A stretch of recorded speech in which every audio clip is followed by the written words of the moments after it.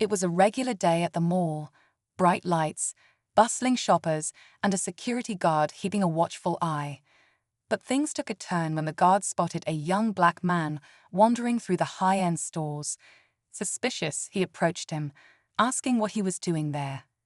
Despite the man's calm demeanor, the guard didn't back down, accusing him of loitering and eventually forcing him out of the building.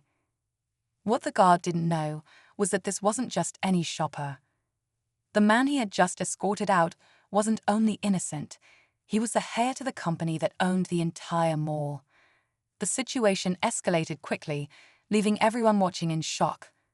What happens when the truth comes out? Will justice prevail, or will the power dynamics shift in an unexpected way?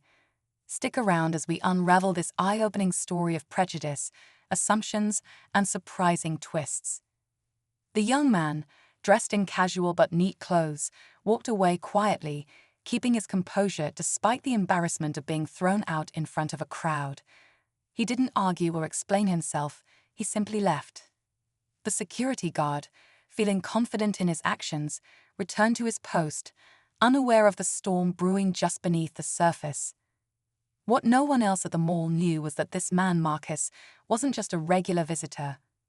He had grown up learning the ins and outs of the business world, mentored by his father, the CEO of the company that owned the very floors the guard patrolled. Today, he had decided to visit anonymously, wanting to observe how things operated when no one knew who he was. As Marcus sat in his car, processing what had just happened, a plan started forming in his mind. This wasn't just personal, it was a moment to confront deeper issues. As Marcus sat in the parking lot, his thoughts raced. This wasn't just about him being thrown out, it was about the bigger picture. How many others had been treated like this without anyone noticing? His family's company prided itself on creating welcoming spaces, but what he experienced today told a very different story. He decided to make a few calls, keeping his identity under wraps for now. If he was going to confront the issue, he wanted the full story first.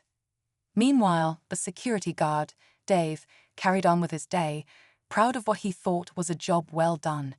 He exchanged stories with a coworker, casually describing the man he had thrown out. "You have to act fast in these situations," he said, his tone firm.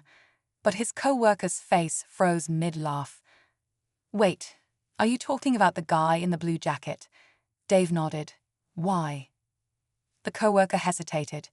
"You might have just made a huge mistake." Back in his car, Marcus looked up at the mall determined. What happened today couldn't be ignored, and he wasn't just going to let it slide. Marcus decided it was time to take action. After a quick phone call to his father's assistant, he arranged a private meeting with the mall's management team. Keeping his identity a secret, he wanted to ensure that every reaction he witnessed was genuine.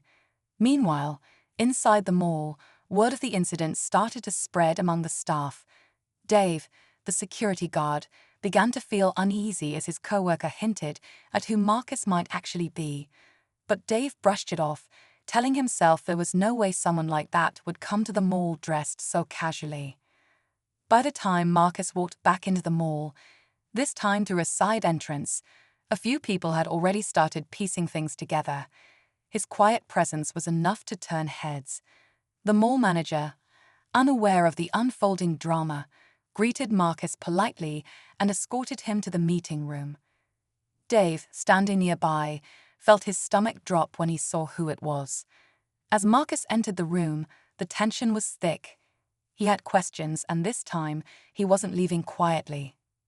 As Marcus sat down in the meeting room, the mall manager smiled warmly, unaware of the full situation.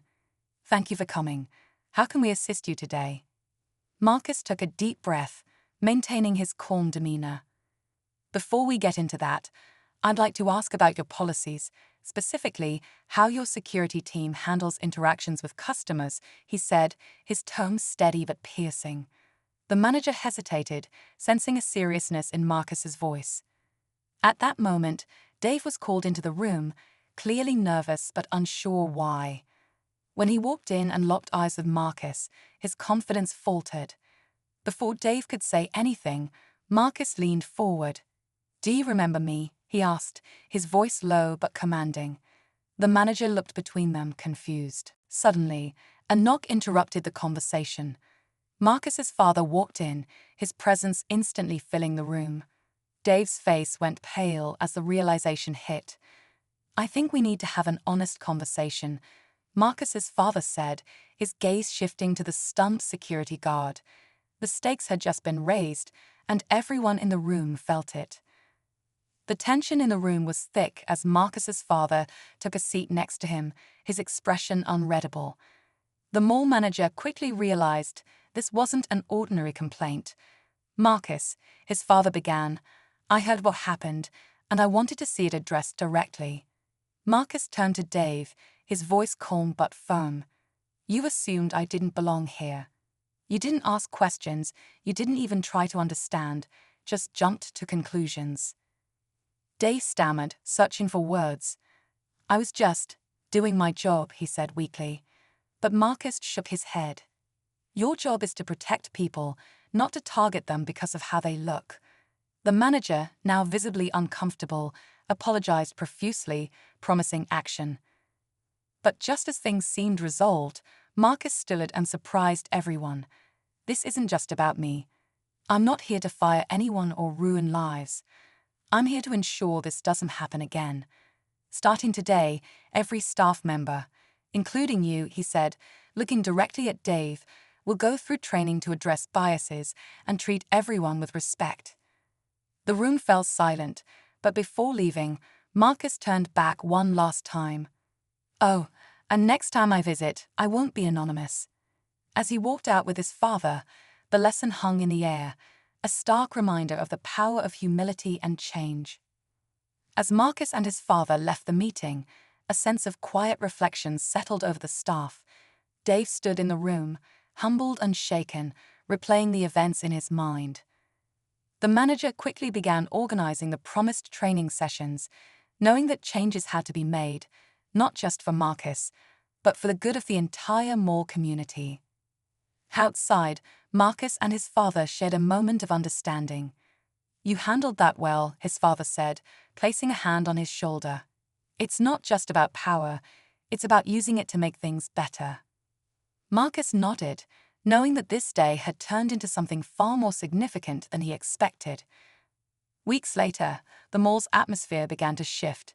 Employees were more mindful, customers felt more welcomed, and Dave, now more self-aware, worked to rebuild trust. Marcus's quiet intervention became a lesson for everyone, a reminder to never judge a book by its cover.